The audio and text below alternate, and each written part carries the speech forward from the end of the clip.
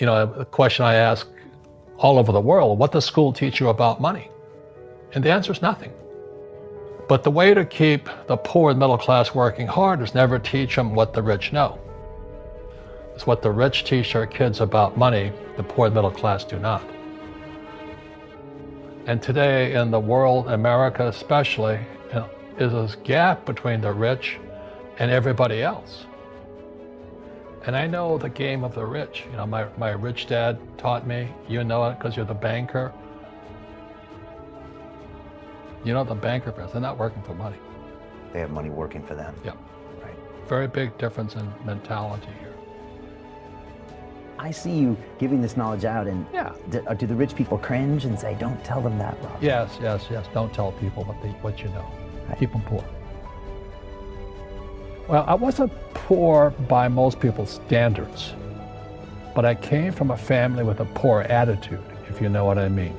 Because rich, poor, middle class, poverty starts with a fundamental attitude. Poverty is passed on. It's taught in your families. And middle class is taught in families.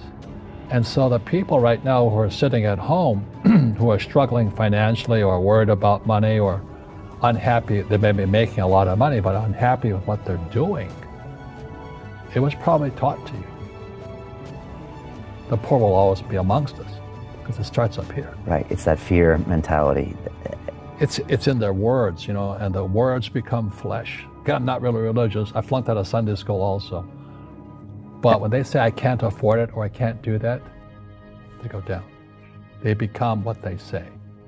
My PhD daddy says, what do you think I am, made of money? I can't afford that. And my rich dad would say, that's why he's poor.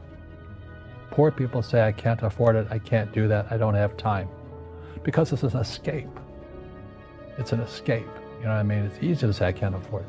And your rich dad used to say what instead of, I can't afford it? How can I afford it? How can I do that? What would it take? Or why should I do that? He says that a question opens the mind, a statement closes the mind. See, when you say, I can't afford it, your mind shuts down and you become what you say.